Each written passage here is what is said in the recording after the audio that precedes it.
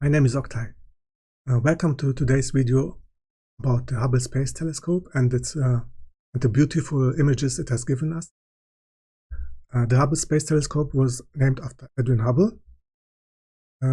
His discoveries of the redshift of the galaxies in the universe revolutionized our view of the entire universe.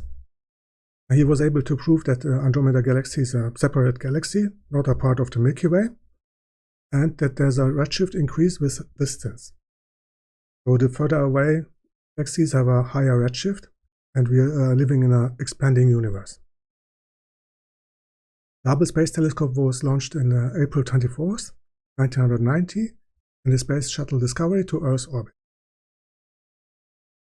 This is a picture of the Ring Nebula NGC 6720. It's at a distance of 2,567 light years. Its diameter is 2.6 light years. It's a planetary nebula. It looks like a flower. Its nucleus has a mass of 0.6 times the solar masses, and its surface temperature is 125,000 degrees Celsius, and it's a white dwarf. This is a simulation of how a white dwarf is formed. It's the final stage of the life of a sun-like star, and this will also happen to the sun in about 8 billion years. At the end, about half of the material is ejected into space, and the other half will become a white dwarf.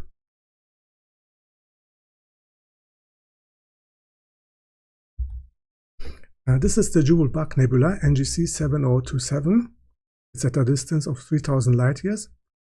Size is 0.2 by 0.1 light years, and its age is 600 years. This nebula also contains a white dwarf in the center, and in 2019, the molecule cation helium hydride was detected. This is the Frosty Leo Nebula at a distance of 3,000 light years. It's a protoplanetary nebula. It has a hourglass form. It comes from ice particles that this aging star emits. This is the Carina Nebula NGC 1952 at a distance of 6,500 light years. Its diameter is 11 light years, and it's a supernova remnant. Chinese astronomers observed a supernova in 1054, and this was probably the Carina Nebula. The expansion rate of the gas and dust masses is 1,500 kilometers per second. The Carina Pulsar is a neutron star in the center of the nebula. This is a picture combined of Hubble and Chandra. The neutron star has just a diameter of 20 kilometers. It was discovered in 1968. It rotates 30 times per second and is a source for gamma and X-rays. This is the Keyhole Nebula. It's a gas and dust cloud in the Carina Nebula NGC 3372 at a distance of 7,500 light years, and its diameter is 7 light years. This is a picture from visible light of the Carina Nebula, which was discovered in the nebula was discovered in 1752. It's a stellar nursery, and its diameter is 460 light years. This is a picture of the infrared and visible light, and in infrared you can see the objects in the dust cloud. There's a pair of massive stars in the Carina Nebula. That's Eta Carina A with 100 solar masses and B with 30 to 80 solar masses. This is a picture from a 50 light year wide central region of the Carina Nebula, and it shows a massive star formation, and this is very likely how the past of the solar system looked like. This is a picture of the Omega Centauri NGC 5139. It's the most massive globular cluster in the Milky Way at a distance of 16,000 light years. Its diameter is 172 light years. It contains 10 million stars with a total mass of 4 million solar masses, and this age is about 12 billion years. This is a picture from the European Southern Observatory La Silla in Chile, the cluster Omega Centauri. And these old stars with a low metallicity, with a low percentage of elements other than helium and hydrogen, are called population 2 stars. Now, this is the artist's conception of the Kapteyn star. It's a red dwarf in our stellar neighborhood at just 12.8 light years distance. It has about 1/3 of a sun's diameter and sun's mass. Its age is about 11 to 12 billion years. And the Omega cluster could be the birthplace of this small red dwarf star. This is a picture from Earth of the Large Magellanic Cloud at a distance of 157,000 light years. And this satellite galaxy of the Milky Way has a diameter of 32,200 light years. It contains about 30 billion stars, and it will merge with the Milky Way in 2.4 billion years.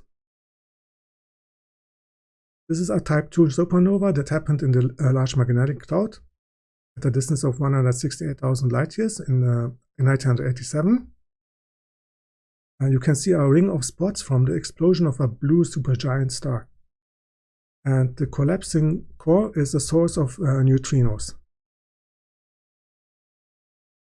Another picture is a composite image of ALMA, Hubble, and Chandra. In the center, you can see in red the new dust that comes out of the explosion, and in green and blue, you can see the expanding shockwave at a speed of 3,600 kilometers per second. This animation of from Hubble images, and you can see in the year 2001 there was a ring collision right here. So new material that was ejected from this star collided with a ring from previous ejection, and that's how this image was made. And this is a newer image from the Hubble Wide Field Camera 3 from 2017. The supernova is here. And in red, that's the glowing hydrogen molecules. This is NGC 3810. It's a spiral galaxy at a distance of 52 million light years. Its diameter is 65,000 light years, so it's about 2/3 of the Milky Way's size. It has a high star formation rate in the central region, that's why it's so bright. And in the outer regions, there are big star clusters. This is NGC 4710. It's an edge-on spiral galaxy at a 60 million light years distance. It has a boxy bulge and an X-ray structure, which comes from an underlying bar. This is NGC 1803, the barred spiral galaxy at a 192 million light years distance. It was discovered in 1834 by John Herschel, and there's big contributions from the Herschel family. They catalogued many objects in the sky. And these are the mice galaxies, NGC 4676b and A. This is a pair of merging spiral galaxies at an early stage. They're at a distance of 200 million light years, diameter 760,000 light years, and you can see the galactic tides. This is the Lindsay-Shapley Ring, AM 0644741.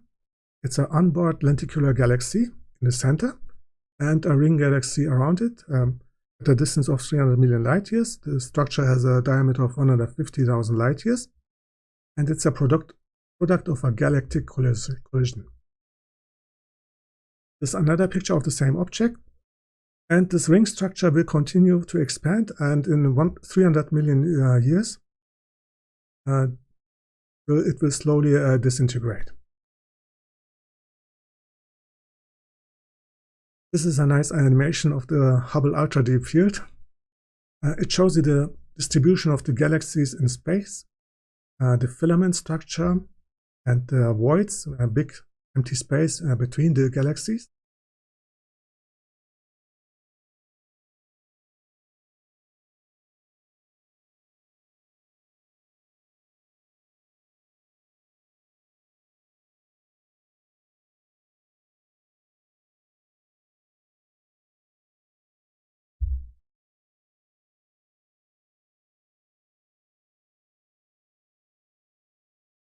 And this is the cosmic microwave background. This is the temperature of the universe, average temperature 2.7 Kelvin.